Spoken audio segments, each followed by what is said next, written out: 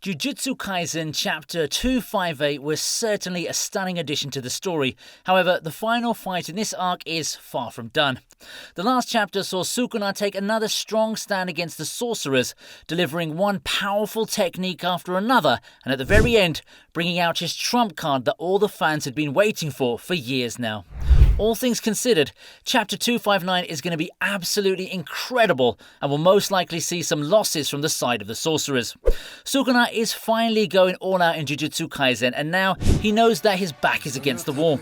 There's absolutely nothing for him to lose anymore, and if he intends to win this clash, then he does have to bring out everything that he has in his arsenal in this fight. Sukuna was seen using the powers of a half-baked malevolent shrine in the previous chapter, and while the slashes were incredibly powerful, the sorcerers were largely able to endure it.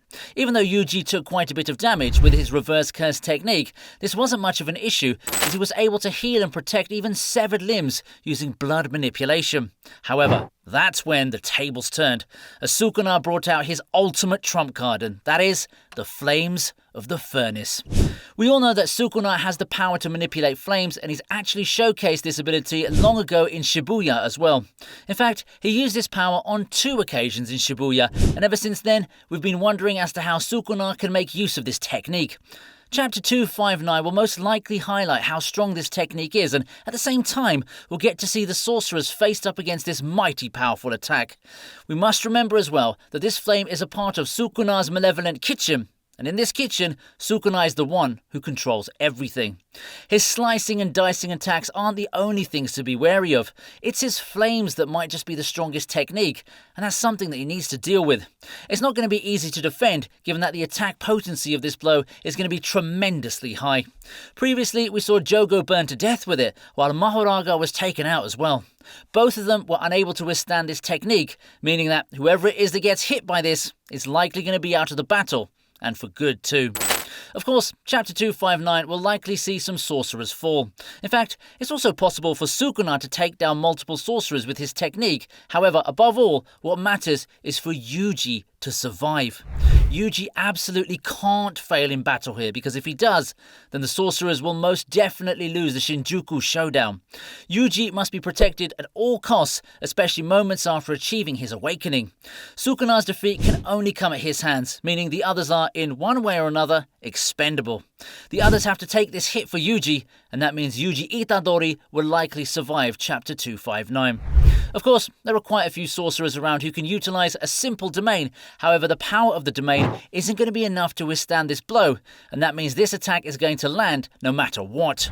As for how many people are going to fall, it's possible that every single one does while protecting Yuji, or it's possible that one of them does. The likelier outcome here is that all the sorcerers fall except Yuji, and that would then make sure that Malevolent Shrine will be cut out of the picture entirely.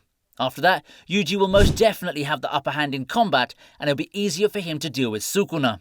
Regardless, Sukuna's flames are going to take down a bunch of sorcerers in the upcoming chapter of Jujutsu Kaisen, and that's something we should keep in mind going forward.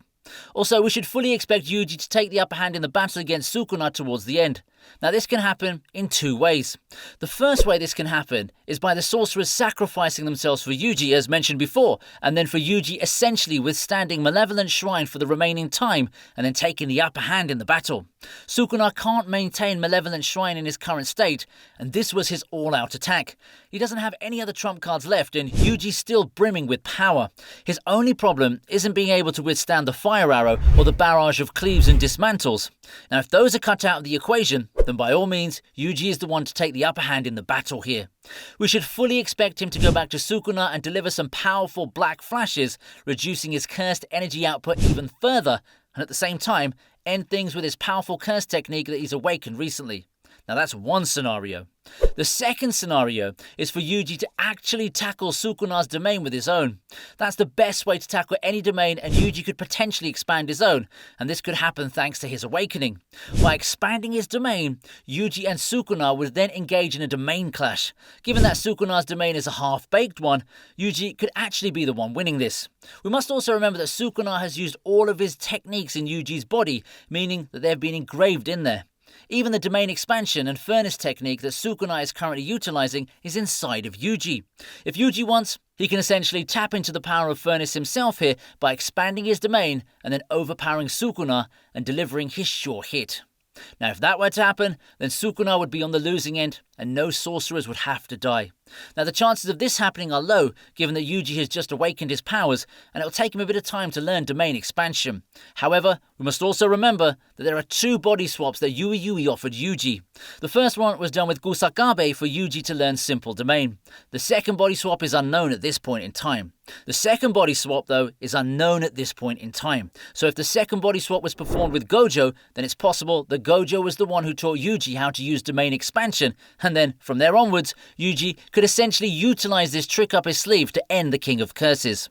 No matter what ends up happening, Jujutsu Kaisen Chapter 259 is going to be absolutely massive, and we can't wait to see what comes next.